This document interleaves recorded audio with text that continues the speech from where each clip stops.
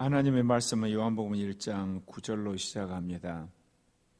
우리가 요한복음 서두에서 태초에 하나님과 말씀과 생명이 있다고 말씀을 드렸습니다. 선제적 삼위일체. 이 태초에 계신 하나님과 말씀과 영, 그 선제적 삼위일체는 볼 수가 없어요. 들을 수도 없고 만질 수도 없어요. 여러분, 본다는 것은 피조세계예요. 듣는다는 것도 피조세계고 만든다는 건 피조세계거든요. 지금 상세의 전이기 때문에, 그것도 태초이기 때문에 하나님과 말씀과 영은 피조세계에서 사용하는 언어로 표현할 방법이 없어요. 그러나 이제 우리에게 계시하기 위해서 하나님, 말씀, 생명이라고 하는 피조세계 언어를 쓰셨을 뿐이에요. 피조세계 언어를 썼다고 해서 이 하나님을 우리가 피조세계에서 보고 듣고 만지는 것처럼 그렇게 생각하시면 안 돼요. 말씀도 마찬가지고 영도 그래요. 그런데 여러분이 아시는 것처럼 그리스도는 우리가 만질 수 있고 보고 듣고 우리가 똑같은 사람이 되셨잖아요. 그렇다면 여러분이 이제 어떤 생각이 드십니까? 만질 수도 없고 볼 수도 없고 들을 수도 없었던 말씀이 그리스도가 되신 겁니다. 그리스도로 오신 거죠. 바로 그리스도로 이제 오셨는데, 그분은 하나님과 말씀과 영이 한 하나님으로서 우리 안에 오셨기 때문에 우리에게 계시될 때 빛이란 표현을 썼어요. 그럼 왜 여기서 또 빛이라고 했을까? 세상이 어둠에 갇혀 있는 것에 대한 대비로서 빛을 이야기하신 겁니다. 분명히 말씀이 이 땅에 오셔서 비추을 때 빛으로 비췄다, 그 이야기입니다. 어둠이란 것은 사단과 사단의 세력에 의해서 이 세상이 장악되어 있는 상태를 어둠이라고 그러거든요. 그것을 이제 걷기 위해서 대비되는 빛으로 오셨다는 거죠. 그런데 이 빛으로 오시는 데 있어서 세상 사람들이 알기 위해서 참빛, 그 세상에 오신 그리스도, 그분을 소개하는 또 다른 반사되는 빛이 있었죠. 그 반사되는 빛을 세례 요한이라고 그러죠. 그래서 그런 비유를 잠깐 들었는데, 태양은 스스로 빛을 발사를 하는데 달은 그걸 우리에게 반사하거든요. 그러니까 그리스도가 태양이라면 세례 요한은 달이라고 할 수 있는 반사된 빛이다. 그렇기 때문에 오늘 요한복음 1장 9절에서 이 관계를 명확하게 이야기합니다. 참빛 곧 세상에 와서 각 사람에게 비추는 빛이 있었나니, 이분이 곧 그리스도라는 거죠. 근데 여기서 이제 우리가 오해해서는 안 된 것은 1장 4절에서 이 생명은 사람들의 빛이라고 그랬어요. 여기서 생명은 삼격 하나님을 말합니다. 성령 하나님을 말해요. 성령 하나님이 빛이라고 그랬죠. 그랬는데 그리스도를 빛이라고 그러잖아요. 다른 말로 말하면 이 그리스도와 빛이 구분이 되지 않아요. 그러니까 분리를 할 수가 없는 거예요. 분명하게 말씀은 그리스도로 이 땅에 오셨어요. 한 인간으로서. 근데 그분이 우리에게 전달될 때는 성령 안에서 사실은 전달이 되는 거죠. 내가 예수를 봤다. 우리는 예수란 인간을 볼 때 그 인간이 우리가 알 수 있는 소리로 들려오고, 우리가 빛으로 이제 비춰지게 되고, 그래서 우리 안에 기억이 만들어져 가잖아요. 한마디로 빛으로 온다는 이야기로 해서 어둠을 물리치고 우리에게 빛을 준다는 은유적인 표현과 동시에 우리가 성령 안에서 그분을 깨닫는다는 그런 내용을 다 포함해서 그냥 한마디로 빛이다 그래버렸다는 겁니다. 그가 세상에 계셨으며 세상은 그로 말미암아 지은 바 되었으니 세상이 그를 알지 못하였고, 이 땅에 오신 그리스도는 한 인간이지만 말씀이신 하나님이세요. 그러니까 신비한 방법으로 그 말씀이 선포가 될 때 온 우주 만물이 만들어졌거든요. 그러니까 당신이 만든 세상에 당신이 오신 거예요. 그럴 때 오실 때는 말씀으로 오신 건 아니죠. 육신을 입은 인간으로 오셨어요. 이 구분 잘 하셔야 돼요. 그러니까 말씀은 온 우주 만물 가운데 지금도 역사를 하시는 거예요. 근데 그 말씀이 인간을 구원하기 위해서 인간의 몸을 입고 그냥 오신 거예요. 그래서 이 땅에 인간으로 오신 말씀이 거기에 국한됐다고 생각하면 오류를 범하게 돼요. 왜냐하면 인간으로 당신이 말씀이 오셨다. 그러면 그 말씀이 인간으로 오신 동안에 우주 만물은 누가 움직이나요? 아버지가 움직이시죠. 그러면 아버지가 움직이시면 뭐로 움직이시죠? 말씀으로 움직이잖아요. 근데 그 말씀이 이 땅에 유대 땅에 한 인간 예수로 와버려가지고 그 안에 말씀이 갇혔다. 그럼 그 순간 온 우주 만물은 완전히 혼돈 속에 가는 거죠. 왜냐하면 말씀이 붙들고 있는 거니까. 그래서 이제 여러분 명확하게 이해를 하시죠. 인간으로 온 말씀이 있고 우주 만물 가운데 계속 들려지고 퍼져나가는 말씀이 있어요. 그리고 우리 안에 온 말씀이 계시고 성령과 더불어 우리 안에 와 계세요. 그래서 인간이 된 말씀, 그걸 그리스도 예수라 그러고, 그리고 인간의 말로 들려지는 그리스도, 그 성경에 통해서 들려주시죠. 또 우리 안에 오신 그리스도, 성령 안에 오셔서 우리 안에 살고 계신 그리스도를 말하는 겁니다. 자기 땅에 오며 자기 백성이 영접하지 아니하였으나 말씀이 세상을 창조했기 때문에 그 세상은 자기 거죠. 그래서 그 세상에 자기가 왔는데 이 세상은 어둠에 갇혀 있기 때문에 이 어둠에 의해서 그 백성들이 이 세상을 만든 창조의 말씀을 알아보지 못했다는 거죠. 그래서 세상을 만든 그 말씀을 세상에 살고 있는 백성들이 알지 못하는, 그러니까 세상을 만든 말씀과 만들어짐을 받은 인간 사이에 서로 교통이 끊겨버린 거죠. 그 말할 필요 없이 인간의 죄 때문에 그런 겁니다.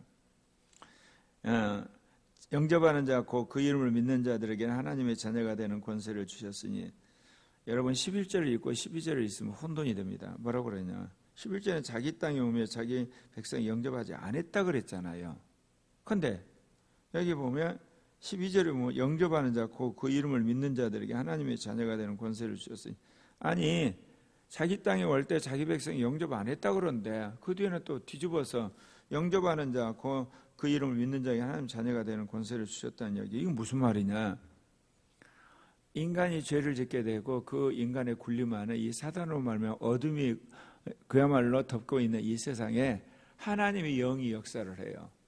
그러니까 그 타락한 인간 자체는 그리스도를 알 수가 없죠. 그리스도를 영접할 수가 없어요. 그런데 이제 하나님의 영이 그 사람들의 마음을 열어요. 열었을 때 거기에 부응해서 회개를 하는 사람, 정말 자신의 연약함을 인정한 사람 눈에는 예수가 그리스도인 것이 깨달아지는 거예요. 그러니까 그분을 영접하게 되는 거죠. 그래서 11절에서는 인간이 타락한 인간의 전체를 이야기하는 거고, 12절은 이제 하나님의 영 안에서 깨어난 인간, 그래서 영접하는 자를 이야기하는 겁니다. 영접하는 자, 그 이름을 믿는 자들에게는 하나님의 자녀가 되는 권세다. 그래서 타락한 인간의 원래 상태는 이 우주 만물을 만드신, 그래서 자신이 만든 세상에 오신 메시아 예수를 영접할 수가 없어요. 네, 하나님의 영이 그들의 마음을 깨움으로 거기에 반응한 자들만이 예수를 영접함으로 하나님의 자녀가 되셨다는 걸 이야기하는 겁니다. 이는 혈통으로나 육정으로나 사람의 뜻으로 나뉘하고 맞습니다. 혈통이나 육정이나 사람의 뜻으로 난 자들은 예수를 영접할 수가 없어요. 그런데 이제 하나님으로부터 난 자만이 특별하게 은혜를 받아서 예수 그리스도를 영접할 수 있다, 그 이야기입니다. 그러니까 이 지구상에 살고 있는 인간의 그 자연 상태는 타락했기 때문에 예수를 알아볼 수도 없고 예수를 믿을 수도 없습니다. 근데 그런 사람들 가운데 진리를 구하고 영생을 구하고 인생의 궁극적인 목적을 구하는 가운데 있는 사람들은 하나님의 영으로 조명을 해서 하나님으로부터 나게 하신다는 거죠. 그것이 하나님의 은혜로 구원받은 걸 이야기하는 겁니다. 그러면서 이 땅에 오신 참빛, 그분은 누구냐? 말씀이 육신이 되어서 우리 가운데 거하심에 우리가 그의 영광을 보니 아버지의 독생자의 영광이요 은혜와 진리가 충만하더라. 말씀이 육신이 되신 분, 그분이 그리스도 예수세요. 말씀이 인간성을 입었을 때가 그리스도고요. 말씀 자체는 태초부터 계신 거고, 그러니까 말씀이 계시고 말씀이 인간성을 입었을 때를 그리스도라고, 말씀이 인간과 똑같은 몸을 입고 오셨을 때를 예수라고 그러고, 그분이 죽고 부활해서 새로운 몸을 입었을 때 주님이라고 그러고, 그분이 만물을 다 이제 청소하고 새로운 하늘과 새로운 땅, 새로운 지구에서 새로운 예루살렘에서 영원토록 함께 계실 때를 어린 양이라고 그러는 겁니다. 그래서 경륜이 달라지는 겁니다. 본질은 똑같은데. 그런데 그 영광을 보니 아버지의 독생자의 영광이요 은혜와 진리가 충만하다. 아버지의 유일하신 아들의 영광. 그래서 그분에게는 은혜와 진리가 충만하더라 이야기하는데, 하나님이 부으신 은혜 그리고 하나님이 주신 의지가 충만하더라 그 이야기입니다. 드디어 참빛을 반사하는 빛인 요한이 이제 참빛에 대해 증언을 하죠. 외쳐 이르되 내가 전에 말하기를 내 뒤에 오시는 이가 나보다 앞선 것은 나보다 먼저 계심이라 한 것이 이 사람을 가리키나. 인간으로 말하면 세례 요한이 먼저 왔죠. 6개월. 세례 요한 다음에 예수가 태어났지만 본질에 있어서 그리스도는 태초부터 계셨잖아요. 그러니까 먼저 계신 분이죠. 그분으로 인해서 세례 요한이 태어난 거예요. 말씀으로 통해서 만든 이 세상 안에서 유전 법칙에 의해서 이제 이 세례 요한이 태어난 거거든요. 그래서 여기서 역전 현상이 일어나잖아요.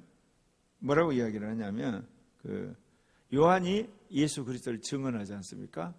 그런데 그분이 나보다 먼저 있었다 그렇게 이야기하는 겁니다. 본질에 있어서 예수 그리스도가 태초부터 계셨으니까 먼저 계신 거지만 역사의 경륜에는 세례 요한이 먼저 태어난 거죠. 그 이야기를 하는 겁니다. 우리가 다 그의 충만한 데서 받으니 은혜 위에 은혜르라. 예수 그리스도의 그 충만함이 성령 안에서 우리에게 말씀으로 전달되는 거고, 그 말씀을 믿을 때 우리에게도 이제 성령이 오심으로 성령이 우리를 조명하게 되는 겁니다. 율법은 모세로 말미암아 주신 것이요, 천사가 모세에게 율법을 선사를 했죠. 그러나 우리에게 은혜와 진리는 예수 그리스도를 통해서 오는 겁니다. 그래서 먼저 여기서 은혜란 거예요. 은혜란 것은 값없이 주시는 선물 아니겠습니까? 그럼 여기서 은혜는 주로 뭐를 이야기할까요? 하나님의 창조의 섭리를 말하는 게 아니라 창조된 인간에게 주어진 구원의 은혜 뿐만 아니라 영적 은혜 모두를 말하는 겁니다. 그래서 그리스도를 통해서 그 은혜가 우리에게 주어져요. 근데 은혜와 더불어서 주어지는 게 진리예요. 그럼 왜 은혜 위에 진리가 있냐? 진리만이 은혜를 한마디로 전달하는 매개가 돼요. 내가 은혜를 받았잖아요. 근데 내 은혜를 다른 사람한테 전달하려면 진리를 통해서 전달이 돼요. 이 부분을 여러분 명확하게 아셔야 돼요. 왜 그러냐면 성령 운동하는 사람들이 오해를 해요.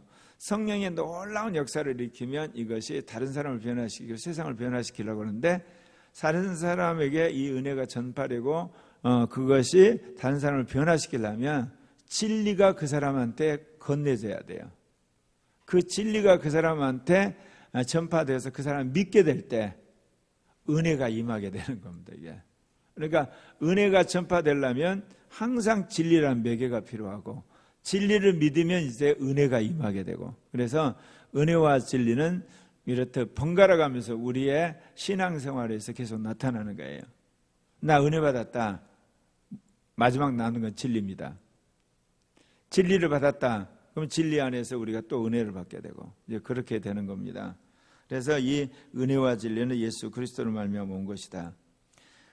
이 18절이 아들과 아버지에 대해서 표현은 아주 중요한 본문이에요. 하나님을 본 사람이 없을 때, 여기서 하나님은 아들 하나님을 말한 게 아니에요. 아버지 하나님. 아버지 하나님을 본 사람이 없어요. 영원부터 영원까지 아버지 하나님을 볼 수가 없어요. 왜냐하면 형상을 가지고 있지 않기 때문에. 그리고 피조세계의 어떤 언어로도 표현되지 않아요. 그냥 계실 뿐이에요. 굳이 이야기하자면 피조세계의 언어를 쓴다면 빛이라 그래요. 사랑이라 그러고, 그리고 우리 아버지라는 언어로 은유적으로 쓰는 것이 하나님 아버지는 볼 수가 없는 거예요. 그런데 볼 수 없는 하나님이 있는가 하면 그 하나님이 낳은 아들 하나님을 볼 수가 있어요. 인간으로 오셨잖아요. 그리고 유대인으로 오셔가지고 아람말을 썼잖아요. 그분이 한 말을 들었고 그분을 또 같이 만나고 같이 식사하고 같이 생활할 수 있었잖아요. 그러니까 볼 수 없는 그 아버지의 형상, 곧 독생자, 그분은 이제 우리가 볼 수 있다는 거죠. 그런데 이 표현을 뭐라고 그래요? 아버지의 품속에 있는 독생자라는 표현을 써요. 왜 그러냐면 예수가 이 땅에 오시기 전에 그리스도는 아버지 품에 있었어요. 보좌에 앉아 계셨던 거예요. 그래서 구약의 선지자들이 봤던 보좌에 계신 대제사장의 옷을 입고 앉아 계신 위엄 있는 거룩한 분, 그분은 곧 그리스도셨어요. 이 놀라운 비밀이 드러나기 전까지는 그 보좌에 앉아 계신 분이 아버지 하나님인 줄 알았어요. 아버지 하나님이 앉아 계신 게 아니라 아들 하나님이 앉아 계신 거예요. 아버지 품에. 그 아버지는 보이지 않는 빛으로서 계실 뿐이에요. 그래서 계시록에 여러분 보시게 되면 보좌에 빛이 있다 그렇게 이야기해요. 다른 언어를 쓰는 게 아니라 보좌에 계시기는 계시는데 그냥 빛이세요. 근데 그 보좌에 그리스도가 앉아 계셨다가 이제 영광을 버리시고 이 땅에 한 인간으로 오신 거예요. 그래서 아버지를 보여주신 분이 된 거예요. 그래서 하나님의 형상, 그러면 그 하나님 앞에 있는 하나님 있죠. 하나님 앞에 있는 단어는 아버지예요. 그러니까 아버지가 형상을 가졌다 그러면 아들이 되는 거예요. 그러니까 아버지가 무슨 형상을 가져서 예를 들면 하나님 형상이라 쓰는 소유격으로 쓰는 게 아니라 하나님의 형상이란 단어 자체가 하나의 고유명사예요. 하나님의 형상은 곧 그리스도, 하나님의 아들을 말한다는 겁니다. 예. 근데 대부분 이런 게 있잖아요. 이 볼펜은 나의 것이다 그러면 나라고 하는 사람이 소유한 것이 되잖아요. 이건 내 사진이야. 그러면 나를 비추는 사진이잖아요. 삼일체를 그렇게 오해하시면 큰일 납니다. 하나님의 형상이다 그러니까 하나님이 무슨 형상을 가지고 있어서 아버지가 형상을 보여줬다 그런 뜻이 아니라 하나님의 형상은 하나의 고유명사로서 아들을 말한다는 거죠. 하나님의 영이다 그러면 하나님이 어떤 영을 보냈다. 그거보다는 하나님의 영 자체가 성령이세요. 이해가세요? 하나님 따로 있고 그다음에 거기서 예를 들면 영이 막 나가는 예를 들면 내가 숨을 쉬었다. 나로부터 숨이 나가잖아요. 그런 소유격 개념이 아니에요. 하나님이 영, 그러면 하나님이 소유해가지고 영을 막 움직이고 그러면 영은 하나님의 움직이는 일종의 이등신이 되냐? 아니거든요. 그러나 하나님과 함께 한다는 의미에서 하나님의 영이라는 표현을 쓰는 거예요. 그래서 하나님의 영 자체가 삼격 하나님을 말하고 하나님의 형상 자체가 이격 하나님을 말하는 거고 그리고 하늘에 계신 하나님 그러면 일격 하나님이고 이것을 여러분이 확실하게 구분하셔야만 성경을 이해하면서 우리가 어떤 삼일체 하나님을 올바로 이해하고 신앙생활을 하는 데 있어서 굉장히 도움이 되는 겁니다. 그러니까 우리가 하나님 말씀하셨다. 그게 들려졌을 때는 아들이에요. 아들이 인간의 말씀으로 우리에게 오시는 겁니다. 그리고 그것을 여러분이 믿어서 내 안에 계신다 그럴 때는 성령 안에서 오시는 거예요. 항상 삼위가 함께 역사하심으로 하나됨을 말씀하시는 거죠. 그래서 오늘 18절 아주 중요한 거죠. 본래 하나님 아버지를 본 사람 아무도 없다. 태초부터 영혼까지. 그럼 아버지를 보려고 하느냐? 내가 아버지를 보여준다는 표현을 쓰잖아요. 내가 아버지를 보여준다. 내 안에 아버지가 계신다. 그렇죠. 내 안에 계신 아버지를 아들이 이렇게 형상으로 보여주는 겁니다. 그리고 그 형상을 우리에게 깨닫게 하신 분 물론 성령이시고 이제 그렇습니다. 그래서 오늘 이 말씀을 통해서 말씀이신 그분, 볼 수도 없고 들을 수도 없고 만질 수 없는 그 말씀이 볼 수 있고 들을 수 있고 만질 수 있고 함께 생활한 육신으로 오셨어요. 그래서 우리가 더불어 사시는 거예요. 그러니까 천국에 가가지고 하나님을 보겠다. 그러면 아들이 나타나요. 아들이 계시는 거예요. 나 하나님 볼 거야. 보좌에 빛만 계시는 거예요. 아버지가 그 어떤 형상으로도 보이시지 않으세요. 그래서 아버지는 창조주이기 때문에 피조물의 그 어떤 언어도 표현할 수가 없어요. 단지 이제 우리에게 계시하기 위해서 우리가 아들들이니까 창조주로서 하나님은 아버지가 되시고 또 그분이 죽기까지 아들을 보내서 우리를 사랑하셨다는 의미에서 사랑이라고 하는 추상명사를 쓰고요. 계시록에 보면 나는 알파 오메가고 시작과 끝이라는 단어를 쓰거든요. 그건 하나님의 본질적인 사역을 이야기하는 거고. 예, 그렇습니다. 창조주 그러면 그분이 하신 계시 방식 모든 걸 있게 한다. 그렇지 하나님 아버지는 형상이 없다는 거. 소리도 들을 수 없고 만질 수도 없고 근데 계셔요. 아주 독특한 위격이라고 할 수가 있습니다. 이제 말씀 마치려고 합니다. 그러면 오늘 이 말씀을 통해서 우리에게 뭐를 이야기를 하시겠습니까? 결국은 우리를 통해서 이제 말씀이 또 선포돼 가는 거죠. 그리스도가 선포돼 가는 거예요. 그를 믿게 되면 그 안에 그리스도가 들어가시는 거. 그래서 아무쪼록 우리가 말씀을 받게 되면 그 말씀이 우리 안에 들어오심으로 그리스도가 들어오셔서 사시는 겁니다. 아무쪼록 코리아교회 모든 형제자매들이 이 말씀이 육신이 되신 분에 대한 경륜적인 걸 잘 깨닫고 말씀을 육화시켜 사는 그래서 그리스도가 사는 그런 지체들이 되었으면 합니다.